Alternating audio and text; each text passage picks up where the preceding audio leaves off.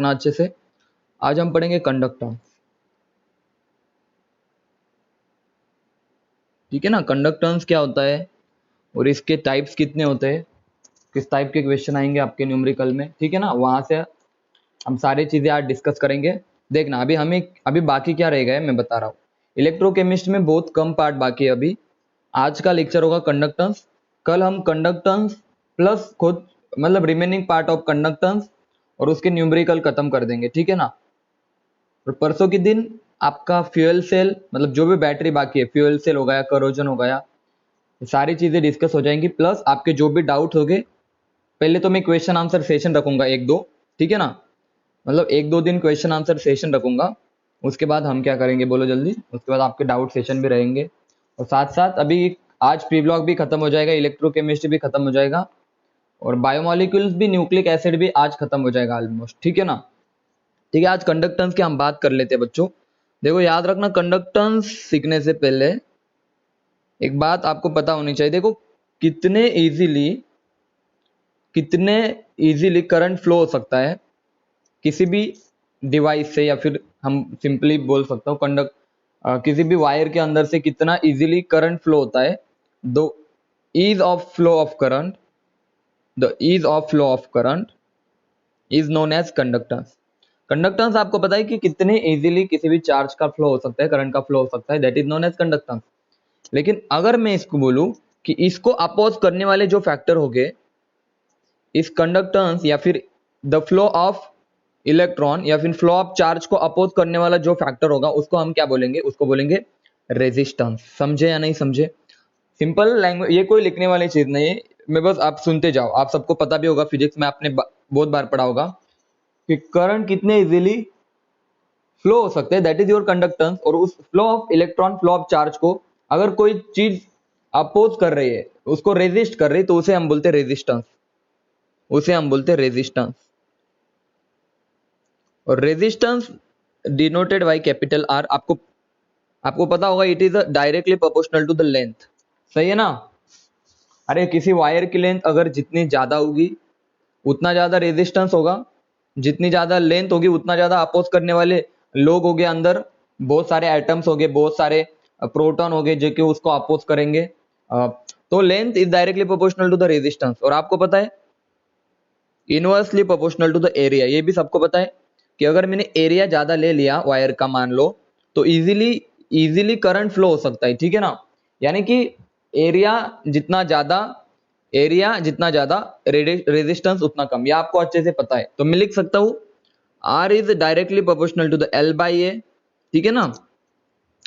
और यहाँ पे प्रोपोर्शनलिटी साइन हटाने के लिए आप रो यूज कर दे, तो rho L by A. Rho is known as resistivity, या फिर इसको ही हम बोलते हैं specific resistance. This is known as specific resistance, या फिर हम इसको ही बोलते हैं, बोलो जल्दी, इसको ही बोलते हैं रेजिस्टिविटी। रेजिस्टिविटी और specific resistance R intensive property. मैंने बताया था जिसके आगे स्पेसिफिक लिखा है विच इज इंटेंसिव प्रॉपर्टी, ठीक है ना। तो याद रखना, आपको यहाँ से कोई क्वेश्चन नहीं आएगा, लेकिन आपको ये तो पता चल गया ना सर कि रेजिस्टेंस होता है रो L बाई ए। और बच्चों आपको पता है रेजिस्टेंस की यूनिट क्या होती है, मैसेज करके बता सकता है कोई? ओहम होती है। क्या होती है? ओहम। ये सबको पता है अच्छे से, ओहम, ठीक है ना, ये सबको पता है ओहम, ठीक है। अब देखना अच्छे से, क्या मैं लिख सकता हूँ अब मैं रेजिस्टिविटी को क्या लिख सकता हूँ, तो आप बोलोगे सर रेजिस्टिविटी आप क्या आएगी, देखो आर ए बाई एल, सही है ना, आर ए बाई एल। देखो ये रेजिस्टिविटी को इधर रखो, तो ये आपको पता है। यानी कि अगर मैं एरिया 1 सेंटीमीटर क्यूब मान लू, एरिया हमारा मान लो 1 सेंटीमीटर क्यूब स्क्वायर का है, ठीक है ना, एक पर्टिकुलर एरिया है दैट इज 1 सेंटीमीटर स्क्वायर, और लेंथ है वायर की 1 सेंटीमीटर, ठीक है ना, लेंथ है 1 सेंटीमीटर। तो जो रेजिस्टेंस आएगा उसी को हम बोलेंगे रेजिस्टिविटी।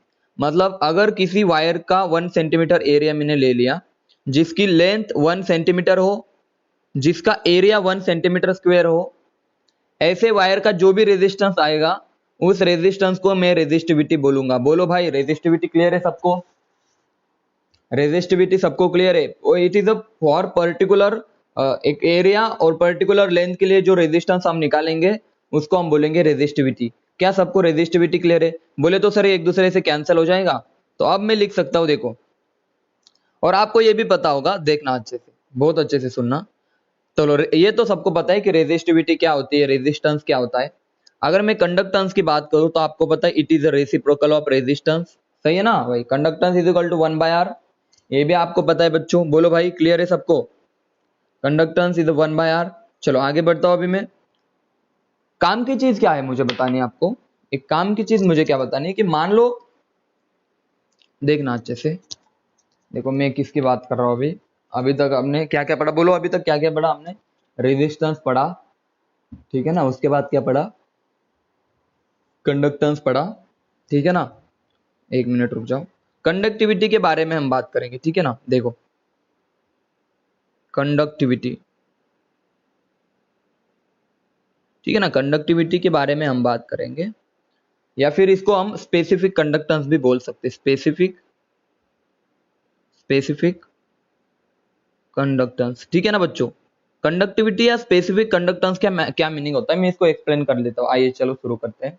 हमने पढ़ा था कंडक्टिविटी यानी कि रो क्या होता है बच्चों? कंडक्टिविटी होती है बच्चों RA/L, सही है ना भाई? बोलो जल्दी। अरे भाई बराबर है ना, यही तो लिखा था ना मैंने अभी। कंडक्टिविटी हमारी होती है यानी कि स्पेसिफिक कंडक्टेंस, स्पेसिफिक रेजिस्टेंस होता है, स्पेसिफिक रेजिस्टेंस होता है, ठीक है ना। अब मुझे स्पेसिफिक कंडक्टेंस चाहिए तो मैं इसका रेसिप्रोकल कर दूंगा। अरे जैसे देखो, conductance is a reciprocal of resistance, तो कंडक्टिविटी बोले तो स्मॉल के, कापा बोलते हैं इसको, कापा यहाँ पे लिख देता हूँ। स्मॉल के बोले तो कापा, KAPPA। तो conductivity is equal to 1 upon resistivity. क्या सबको क्लियर है? अरे समझ में आया सबको? कंडक्टेंस होता है 1 अपॉन रेजिस्टेंस, तो कंडक्टिविटी को मैं लिख सकता हूँ ना 1 अपॉन रेजिस्टिविटी। देखो कंडक्टेंस होता है 1 अपॉन रेजिस्टेंस, बोले तो कंडक्टिविटी होगी हमारी 1 अपॉन रेजिस्टिविटी। तो देखो अभी, तो क्या मैं इसको रेसिप्रोकल कर सकता हूं? तो आप बोलोगे यस सर। रेसिप्रोकल करने के बाद, भाई अच्छे से सुनना, रेसिप्रोकल करने के बाद आ जाएगा, देखो 1 अपॉन रो आ जाएगा, और इसका आ जाएगा, देखो ये EL ऊपर और RA नीचे। चलो ये भी ठीक है सर, लेकिन अब याद रखना, बहुत अच्छे से याद रखना, 1 अपॉन रेजिस्टिविटी को हम बोलते हैं conductivity. So K kappa is equal to क्या आ जाएगा? L अपॉन RA, सही है ना भाई? बोलो जल्दी, समझ में आ रहा है सबको? मैसेज करके बताओ, क्लियर है सबको? बोलो जल्दी। 1 अपॉन रेजिस्टिविटी, 1 अपॉन रेजिस्टिविटी होती है conductivity, is equal to L upon, ये रेसिप्रोकल वगैरह किया मैंने, ठीक है ना। ये रेसिप्रोकल वगैरह हमने किया, रेसिप्रोकल किया, ठीक है ना। अब मैं इसको किस तरह से लिखता हूं, तो देख कापा आपका आएगा, देखो 1 अपॉन रेजिस्टेंस, देखो 1 अपॉन R आ रहा है इधर, 1 अपॉन रेजिस्टेंस आपका कंडक्टेंस होता है, तो कंडक्टेंस इंटू L/A। बोलो भाई, मैसेज करो, कंडक्टिविटी क्लियर है सबको? कंडक्टिविटी होते है कंडक्टेंस इंटू L/A, ये बात क्लियर है सबको? कंडक्टिविटी, चलो क्लियर है सबको? देखना अभी अभी मैंने आपसे बताया, देखो फाइनली यहां से रियल केमिस्ट्री आपकी शुरू होती है, आज के लेक्चर का मेन पार्ट। कंडक्टिविटी होती है कंडक्टेंस इंटू L/A। अगर मैं बात करूं length 1 centimetre, length 1 centimetre, area 1 centimetre square, इन दोनों का ये लेंथ इंटू एरिया। बोलो भाई लेंथ इंटू एरिया क्या आ जाएगा? लेंथ इंटू एरिया क्या आ जाएगा? तो आप बोलेगे सर 1 सेंटीमीटर क्यूब, बोले तो ये आ गया वॉल्यूम। मैसेज करो हाँ या ना, अरे हाँ या ना। और भाई 1 सेंटीमीटर क्यूब को हम बोलते हैं 1 ml, मैसेज करो हाँ या ना। 1 सेंटीमीटर क्यूब को हम बोलते हैं 1 ml, मैसेज करो यस और नो। अरे तो यही तो बात मुझे बतानी थी। मान लो 1 ml का कोई मेरे पास, मान लो मेरे पास 1 ml सॉल्यूशन है। अब मैं सॉलिड की नहीं बात कर रहा, देखो भाई क्लियरली मैसेज करके एक बात सुनो, मैसेज मत करना अभी। रेजिस्टेंस रेजिस्टिविटी हम इसके लिए सॉलिड के लिए पढ़ते थे, ठीक है ना। कहाँ पे पढ़ते थे? सॉलिड के लिए पढ़ते थे इन केस ऑफ फिजिक्स। लेकिन यहाँ पे हम सॉल्यूशन की बात करेंगे, सही है ना। यहाँ पे हम सॉल्यूशन की बात करेंगे। तो मान लो मेरे पास 1 ml कोई सॉल्यूशन है, और इस 1 ml सॉल्यूशन का जो कंडक्टेंस होगा, जो भी कंडक्टेंस होगा, इस कंडक्टेंस को मैं बोलूंगा it is conductivity of this solution. इसको मैं कापा बोलूंगा, समझे या नहीं समझे? 1 ml सॉल्यूशन का जो कंडक्टेंस होगा, उस कंडक्टेंस को मैं बोलूंगा, बोलो कंडक्टिविटी। तो किसी भी, देखो अभी अच्छे से सुनना, मान लो बच्चों एकदम अच्छे से सुनना, मान लो मेरे पास NaCl का सॉल्यूशन है, मान लो मेरे पास KCl का सॉल्यूशन है, आपसे पूछा दोनों सॉल्यूशन की कंडक्टिविटी निकालो, तो आप क्या करो, इसका 1 ml ले लो और इसका भी 1 ml ले लो, और 1 ml के आप क्या निकालोगे, कंडक्टेंस निकालोगे, और जो भी कंडक्टेंस आएगा वही क्या होगा, इसका कंडक्टिविटी। अब थोड़ा और अच्छे से समझते हैं कि सर मैं आखिर में कंडक्टेंस कैसे निकालो, फिर क्वेश्चन तो है ना सर कंडक्टेंस कैसे निकालो, तो थोड़ा सा मैं क्लियर कर देता हूं आपको। सुनो, अभी तक जो भी पढ़ा है उसको थोड़ा सा साइड में रखो, और थोड़ा सा हम अभी थोड़ा अच्छे से एक एक कंसेप्ट को क्लियर करते चलेंगे। बचपन में आपने व्हीटस्टोन मीटर ब्रिज पढ़ा कभी, व्हीटस्टोन मीटर ब्रिज पढ़ा? अगर नहीं भी पढ़ा तो भी कोई बात नहीं, मैं आपको बता रहा हूं, ठीक है ना। व्हीटस्टोन मीटर ब्रिज में क्या होता है बच्चों, देखो ऐसे होते हैं, ऐसे वन, बहुत अच्छे से देखना, कोई दिक्कत नहीं, इसको अगर आपको कोई याद नहीं रखना यहां से क्या कर रहा हूं, फिजिक्स की बातें चल रही, आपको लगता है केमिस्ट्री का एग्जामिनर फिजिक्स वाली क्वेश्चन पूछेगा, आपको लगता है क्या कहीं से, पहले क्वेश्चन कम है क्या फिजिक्स के? इन दोनों के बीच में आपका गाल्वेनोमीटर लगा देता है, और स्टार्टिंग में मान लो यहाँ पे पॉजिटिव निगेटिव टर्मिनल है, यह आपका व्हीटस्टोन ब्रिज है, ये रेजिस्टेंस 1, रेजिस्टेंस 2, रेजिस्टेंस 3, रेजिस्टेंस 4। और आपने पढ़ा होगा, अगर नहीं भी पढ़ा ना तो याद रखना, हम छोटे छोटे सॉलिड, ऐसे सॉलिड होते, देखो मैं बता देता हूँ, ऐसे छोटे छोटे रेजिस्टर सॉलिड के ट्यूब होती है छोटी सी, ठीक है ना, ऐसे रेजिस्टर होते, तो इसका रेजिस्टेंस मान लो R1 है, और सिमिलरली देखो यहाँ पे मान लो R2 है, ठीक है ना, ऐसे रेजिस्टर होते छोटे छोटे, इसका मान लो R3 है, ठीक है ना, और एक है R4।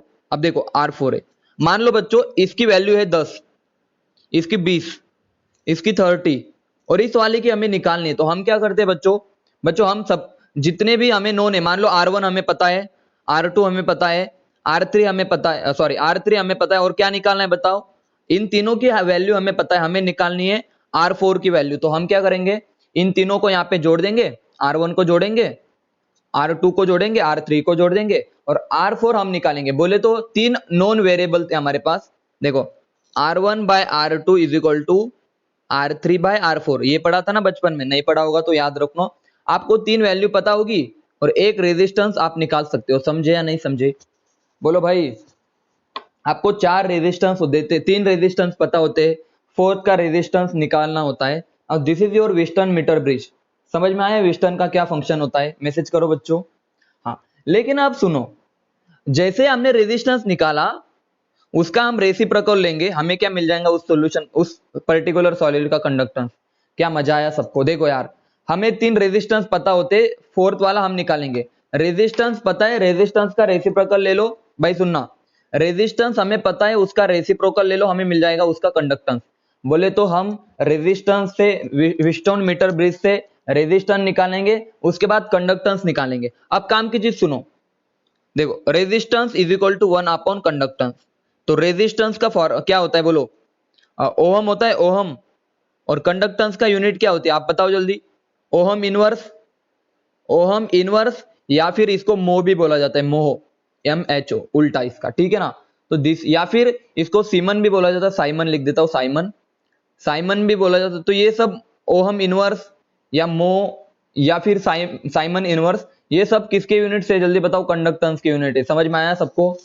What is the unit of conductance? Simon, ohm inverse या मो, दिस थ्री आर, मतलब इसका उल्टा, रेजिस्टेंस का उल्टा। चलो अब मैं आपको जो बात बताना चाहता हूं सुनो अभी अच्छे से। देखो बच्चों, अब हम क्या करेंगे, देखो यहाँ पे ना बच्चों एकदम अच्छे से सुनना, यहाँ पे रेजिस्टेंस निकालते, ठीक है ना, यहाँ पे हम रेजिस्टेंस निकालते, ये सबको अभी आइडिया आ गई होगी कि किस तरह से हम रेजिस्टेंस निकालेंगे, ठीक है ना। अब काम की चीज सुनो, अब बहुत ही ज्यादा काम की चीज सुनो, हम यहाँ पे सॉलिड की स्टडी नहीं कर रहे, हम किसकी स्टडी कर रहे हैं बोलो जल्दी, हम यहाँ पे स्टडी करें लिक्विड की। तो एक डिवाइस होता है, एक डिवाइस होता है कुछ इस तरह का, सेम सेम जैसे हमने फिजिक्स में पढ़ा था ना, ऐसे छोटा सा डिवाइस होता है। इसकी बच्चों लेंथ होती है L, और बच्चों इसका जो यहाँ पे एरिया होता है ना क्रॉस सेक्शन का, मतलब यहाँ पे जो एरिया होता है ना वो होता है A। अब अच्छे से सुनना, नाउ दिस डिवाइस के अंदर, इस डिवाइस के अंदर आप क्या करोगे, बाहर से जिस सॉल्यूशन का कंडक्टेंस हमें कैलकुलेट करना है, बहुत अच्छे से सुनो, किसी भी रेजिस्टेंस, मैं रेजिस्टेंस के टर्म में बात करूंगा, ठीक है। मान लो किसी भी सॉल्यूशन का मुझे कंडक्टेंस कैलकुलेट करना है, तो वो सॉल्यूशन मैंने इसमें भर दिया। मान लो मुझे एक बॉटल है, बॉटल में मान लो NaCl है, और इस सॉल्यूशन का मुझे कंडक्टेंस कैलकुलेट करना है, तो मैंने NaCl को इसमें भर दिया। इस सेल में, इस छोटे से डिवाइस में मैंने NaCl को भर दिया। अब इस डिवाइस को नाम दिया गया कंडक्टिविटी सेल, कंडक्टिविटी सेल, ठीक है ना, ये हमारा डिवाइस है कंडक्टिविटी सेल। चलो समझ में आया सबको कंडक्टिविटी सेल। अब इसमें हमने सॉल्यूशन भर दिया जिसका भी हमें कंडक्टेंस निकालना था। अब ये जो हमारा सेल है ना, यहाँ पे हमने जोड़ दिया। किस तरह से जोड़ा, देखो ये रेजिस्टेंस दिख रहा है सबको यहाँ पे, ये वाला रेजिस्टेंस मान लो इसकी जगह पे मैंने, बच्चों याद रखना बहुत अच्छे से, मैंने यहाँ पे जोड़ दिया, देखो इस तरफ मैंने जोड़ दिया आपका कंडक्टिविटी सेल, यहाँ पे जोड़ दिया। मान लो आप समझ में आ रहा है सबको मैं क्या कर रहा हूँ।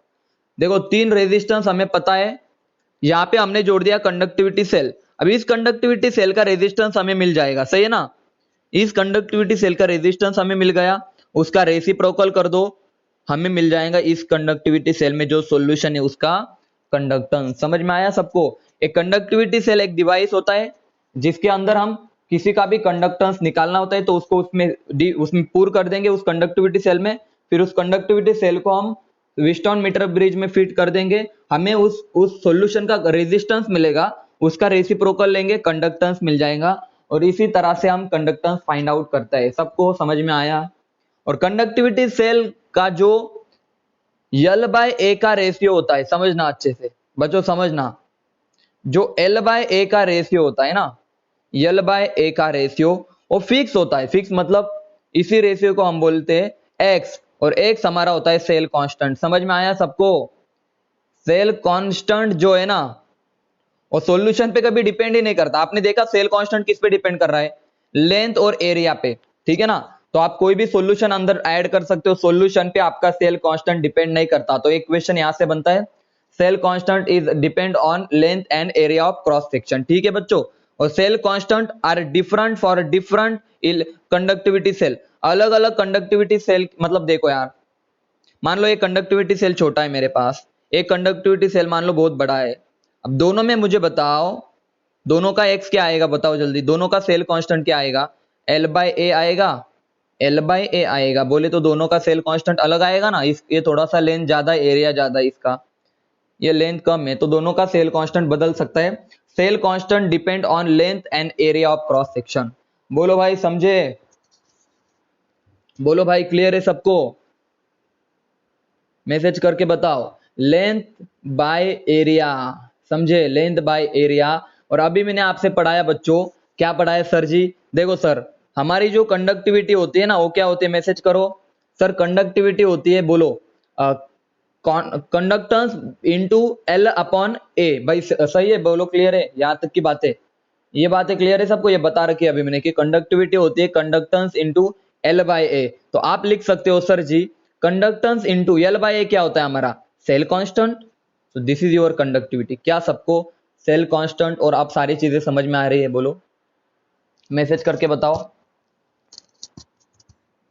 बताओ। अब देखो आपको क्वेश्चन किस तरह से आएगा, क्वेश्चन क्या ही खतरनाक पूछते हैं। देखो भाई कंडक्टिविटी आपसे पूछेंगे, देखो कंडक्टेंस इनटू सेल कांस्टेंट, वो क्या क्या देंगे, देखो आपको रेजिस्टेंस गिवन होगा, आप रेजिस्टेंस को उल्टा कर दो, 1 रेजिस्टेंस आपका क्या आ जाएगा बताओ, कंडक्टेंस आ जाएगा। चलो ये वाला एक क्वेश्चन। दूसरी बात, या तो आपको कंडक्टिविटी सेल की लेंथ गिवन होगी, कंडक्टिविटी सेल का एरिया गिवन होगा, तो L/A से आप निकालो x और इन दोनों का मल्टीप्लीकेशन कर दो, आपका आ जाएगा कंडक्टिविटी। मैसेज करके बताओ क्या सबको समझ में आया। कंडक्टिविटी के ऊपर किस टाइप के प्रॉब्लम होंगे, किस तरह के क्वेश्चन आ सकते हैं, बोलो भाई सबको। कंडक्टेंस का क्लियर मीनिंग है, किस तरह से हम कंडक्टेंस फाइंड आउट करेंगे, ये सारी एक्सपेरिमेंटल चीजें। चलो अभी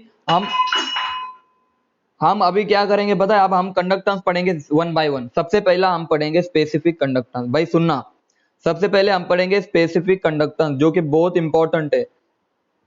जो भी कंडक्टेंस मैं पढ़ाऊंगा बच्चों, वहां से आपके एग्जाम में हमेशा एक क्वेश्चन आएगा। सबसे पहला तो आपका क्या पता होना चाहिए, इसके बारे में डेफिनेशन आपको पता होना चाहिए, ठीक है ना।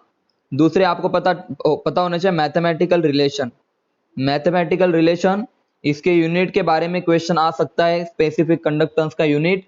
और तीसरी बात, बताओ इंटेंसिव है या एक्सटेंसिव है, तो आपको पता है सर स्पेसिफिक दिखा तो इंटेंसिव। ये तो क्वेश्चन क्लियर है, मैसेज करो जल्दी। स्पेसिफिक दिखा तो आप लिख सकते हो sir it is intensive property. चलो एक क्वेश्चन तो आपका हो गया। अब सर डेफिनेशन क्या होती है स्पेसिफिक कंडक्टेंस की, तो याद रखना किसी भी 1 मोल सब्सटेंस, सॉरी क्या होता है बोलो, स्पेसिफिक बोले तो सर 1 ग्राम या 1 ml के लिए लिख लेता हूं। अगर 1 ml सॉल्यूशन का हमने कंडक्टेंस निकाला बोले तो क्या सर, देखना यार समझना अच्छे से, बहुत अच्छे से समझना। मान लो मेरे पास एक सॉल्यूशन है, यहां पे लिख देता हूं 1 मोलर NaCl, इसका मुझे स्पेसिफिक कंडक्टेंस निकालना है, बोले तो मुझे कापा निकालना है, स्पेसिफिक कंडक्टेंस। तो मैंने एक ड्रॉपर लिया, 1 ml NaCl लिया, इसमें से 1 ml 1 मोलर NaCl कितना लिया बोलो, 1 ml लिया। इसको मैंने किस में डाल दिया बोलो जल्दी, इसको मैंने कंडक्टिविटी सेल में डाला, ठीक है ना। उसके बाद मैंने क्या निकाला, रेजिस्टेंस निकाला, उसके बाद मैंने कंडक्टेंस निकाला, और जो कंडक्टेंस होगा अब मैं इसको बोलूंगा specific conductance, because it is for 1 ml। Message करो क्या स्पेसिफिक कंडक्टेंस का क्लियर मीनिंग सबको है, स्पेसिफिक कंडक्टेंस का ज्यादा अच्छे से मीनिंग क्लियर है सबको। चलो अच्छी बात है, ये था डेफिनेशन, ये थी डेफिनेशन। अब हम पढ़ेंगे मैथमेटिकल रिलेशन क्या होगा सर। तो अभी आपने पढ़ा बच्चों, अभी आपने क्या पढ़ा देखना अच्छे से सुनो, वेट, ठीक है ना। चलो सेव कर लेता हूं। अभी आपने पढ़ा सर जो कापा होता है आपका वो होता है C इंटू L/A। ये था मैथमेटिकल रिलेशन, ये आपने अभी पढ़ा, तो ये मैथमेटिकल रिलेशन था स्पेसिफिक कंडक्टेंस का। अब यूनिट की थोड़ी बात कर लेते, ठीक है ना। कापा की यूनिट क्या होगी, तो आप बोलोगे सर कंडक्टेंस क्या होता है बताओ जल्दी। अरे कंडक्टेंस होता है ओहम इनवर्स, ठीक है ना भाई। लेंथ आपकी होती है सेंटीमीटर में और एरिया होता है सेंटीमीटर स्क्वायर में, तो क्या आएगा बोलो, ऊपर जाने के बाद आपका सेंटीमीटर इनवर्स आ जाएगा, ये आपकी unit. So this is your unit of specific conductance. Message करो क्लियर है सबको। अरे सेंटीमीटर ऊपर जाके हो जाएगा सेंटीमीटर -2, सो -1 -2 + 1 कितना -1, तो ये आ जाएगा आपका यूनिट ऑफ स्पेसिफिक कंडक्टिव या स्पेसिफिक कंडक्टेंस या कंडक्टिविटी भी बोल सकते हैं इसको। मैसेज करके बताओ जल्दी से, क्या आप सबको यूनिट समझ में आया। अब देखो यहाँ पे क्या क्वेश्चन आएगा, ओहम इनवर्स को बोला जाता है, या तो आपको इस तरह से लेंगे मो सेंटीमीटर इनवर्स, या यहाँ पे देंगे आपको साइमन, माइक बंद, या आपसे पूछा जाएगा साइमन सेंटीमीटर इनवर्स। बोलो भाई unit of conductivity specific conductivity सबको क्लियर है, मैसेज करके बताओ जल्दी से, कहीं से भी क्वेश्चन आ सकता है। Unit of specific conductivity clear है बच्चों, अरे भाई बोलो। चलो अब एक आपको एक थोड़ा सा नॉलेज की बात बता दे, प्रॉब्लम में काम आएगा, ठीक है ना। मान लो मेरे पास एक सॉल्यूशन है ए वाला, दूसरा सॉल्यूशन है बी वाला, इसकी कंडक्टिविटी होगी ए, इसकी कंडक्टिविटी के बी, दोनों को मैं ऐड कर देता हूं, ये दोनों नॉन रिएक्टिव है, ठीक है ना। और जो कंडक्टिविटी आएंगी किसकी, सॉल्यूशन की, ये वाला, इसमें होगा A + B। तो बोलो ये तीनों इक्वल होगी, क्या मैं लिख सकता हूं conductivity of solution is equal to conductivity of A + conductivity of B। कोई मैसेज करके बता दो, क्या मैं ये लिख सकता हूं हाँ या ना, मैसेज करके बताओ, आप खुद से मैसेज करके बताओ कि फर्स्ट वाले की स्पेसिफिक कंडक्टिविटी के, दूसरे वाले की के बी, और तीसरे वाले की क्या मैं लिख सकता हूं conductivity of solution is equal to K A plus के बी, हाँ या ना, थोड़ा सोच के बताना। क्यों नहीं लिख, ना बोल रहे ना सर, क्यों ना बोलो, क्यों नहीं जल्दी बताओ। नो देखो बहुत अच्छे, अब मैं उसका रीजन बताऊंगा क्यों नहीं। तो सबसे पहला रीजन तो आप बोलोगे सर एडिटिव प्रॉपर्टी नहीं है वो इंटेंसिव प्रॉपर्टी, लेकिन क्यों ना मैं थोड़ा अच्छे से एक्सप्लेन कर दूं। मान लो मेरे यहां से मैंने 1 ml लिया, इस 1 ml में क्या था, अरे इस 1 ml में क्या था, सिर्फ ए था। इस 1 ml में क्या था बताओ जल्दी, इसमें सिर्फ बी था। लेकिन जब यहां से मैं 1 ml उठाऊंगा तो इसमें ए भी होगा और बी भी होगा, बोले तो इस वाले सॉल्यूशन में कंडक्टिविटी चेंज हो जाएंगी। समझ में आया सबको, समझ में आया सबको, कंडक्टिविटी चेंज हो जाएंगी। ये बातें इसको याद रख लो, एग्जाम में प्रॉब्लम जब लूंगा ना तब आपको और मजा आएगा, ठीक है ना। चलो आगे बढ़ते थोड़ा सा आगे, उसके बाद हम पढ़ेंगे मोलार कंडक्टेंस। मोलार कंडक्टेंस अब मोलार कंडक्टेंस क्या होता है, तो पहले मोलार की बात समझो। मान लो मेरे पास 1 मोल सब्सटेंस है, उसको मैं किसके अंदर ऐड कर दूं, पानी, सिंपली जनरली हम वाटर लेके चलते हैं, या सॉल्वेंट, सॉल्वेंट आप ले सकते हो, ठीक है ना। कितने भी लीटर में ऐड कर दो, एनी लीटर, आपको नहीं पता कितने लीटर में ऐड कर, आपकी मर्जी, आप कितने भी लीटर में ऐड कर दो, लेकिन याद रखना 1 मोल को ऐड करना है कितने भी लीटर में। और फिर इसको हम इस वाले मतलब मान लो मेरे पास 1 मोल इलेक्ट्रोलाइट है जो कि डिसॉल्व होने वाला है, ठीक है ना, 1 मोल सब्सटेंस है मान लो, ठीक है ना, मान लो 1 मोल NaCl है मेरे पास, ठीक है ना। इस 1 मोल को मैंने ऐड कर दिया कितने भी लीटर में, 2 लीटर में ऐड किया, 3 लीटर में, हमें नहीं फर्क पड़ता, लेकिन 1 मोल को मैंने ऐड किया, ठीक है ना बच्चों। मेन इंपॉर्टेंट बात है हमने कितना ऐड किया, 1 मोल। सब्सटेंस ऐड करने के बाद हमारे पास जो सॉल्यूशन था, उस सॉल्यूशन को हमने किस में ऐड किया, कंडक्टिविटी सेल में ऐड किया, उसका हमने रेजिस्टेंस निकाला, उसका हमने कंडक्टेंस निकाला। अब इस कंडक्टेंस को बोला जाता है, जल्दी बोलो, इस कंडक्टेंस को बोला जाता है molar conductance, that is lambda m। बोलो भाई, मोलार कंडक्टेंस सबको क्लियर है। स्पेसिफिक कंडक्टेंस 1 ml के लिए था, और मोलर कंडक्टेंस आपका 1 मोल ऐड करने के बाद का है, समझे या नहीं समझे,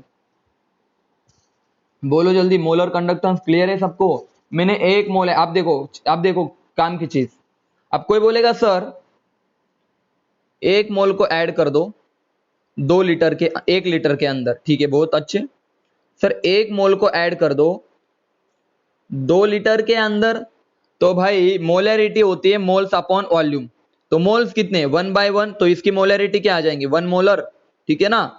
इसकी मोलरिटी क्या आ जाएगी जल्दी बताओ, इसकी आ जाएंगी सर 1/2, तो इसकी मोलरिटी क्या आ जाएंगी 0.5 मोल पर लीटर, 0.5 मोल पर लीटर, समझे। तो इसका मतलब देखना, यहाँ पे कॉन्सेंट्रेशन चेंज हो रहा है, कोई फर्क नहीं पड़ता हमें, यहाँ पे कॉन्सेंट्रेशन चेंज हो रहा है। अब मुझे एक बात बताओ, इसकी कॉन्सेंट्रेशन कम है और इसकी कॉन्सेंट्रेशन ज्यादा है, दोनों में से कॉन्सेंट्रेशन किसकी ज्यादा है, बोलो, इस वाले की कॉन्सेंट्रेशन ज्यादा है, समझे या नहीं समझे, आप खुद बताओ, दोनों में से कॉन्सेंट्रेशन किसकी ज्यादा है, मैसेज करके बताओ रे, दोनों में से कॉन्सेंट्रेशन किसकी ज्यादा है, 1 मोलर ज्यादा है ना 0.5 मोल से, हाँ या ना, मैसेज करो। आप खुद से एक काम करो, मुझे एक बात बताओ, खुद से बताओ, देखो आपने बचपन एक चीज पढ़ी होगी कि देखो कॉन्सेंट्रेशन होता है, नहीं ये सुनो, हमने ये पढ़ा होगा ना, वॉल्यूम अगर इंक्रीज हो रहा होगा ना बच्चों, सुनना, वॉल्यूम अगर इंक्रीज हो रहा होगा ना, चलो मैं इसको और अच्छे से, अभी फिलहाल के लिए इतना ठीक है आपके लिए, 1 मोल पर 1 लीटर एंड 1 मोल पर 2 लीटर, क्या ये समझ में आया आपको, कि यहाँ पे भी 1 मोल है, यहाँ पे भी 1 मोल है, तो जो भी सॉल्यूशन बनेगा दोनों भी, इनका कंडक्टेंस आपका होगा मोलर कंडक्टेंस, ठीक है ना। तो मोलर कंडक्टेंस हम 1 मोल से डिसाइड करेंगे, बाकी हमें कुछ भी नहीं पता किस में ऐड कर रहे हैं किस में नहीं, समझे या नहीं समझे। मोलर कंडक्टेंस बच्चों सबको क्लियर है, बता दो मुझे, मोलर कंडक्टेंस सबको क्लियर है, पहले ये बताओ हाँ या ना।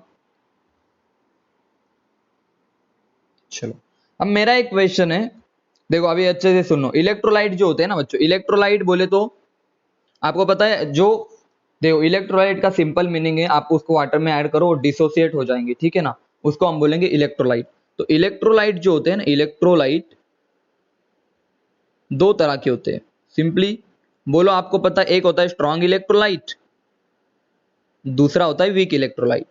दोनों का क्या मीनिंग है सर, तो जो कंप्लीटली डिसोसिएट हो जाए, स्ट्रॉन्ग इलेक्ट्रोलाइट जो होता है ना, वो कंप्लीटली डिसोसिएट होता है, completely dissociate. For example NaCl, KCl, ये स्ट्रॉन्ग इलेक्ट्रोलाइट के एग्जांपल है। वीक इलेक्ट्रोलाइट जो कंप्लीटली डिसोसिएट नहीं होते, तो पार्शियली डिसोसिएट होते हैं। For example acetic acid, for example acetic acid is example of weak electrolyte. बोलो सबको क्लियर है यहां तक की बातें, मैसेज करके एक बार बता दो मुझे, क्या आपको इलेक्ट्रोलाइट का मीनिंग समझ में आया, स्ट्रॉन्ग और वीक इलेक्ट्रोलाइट, बता दो जल्दी से, जल्दी बताओ,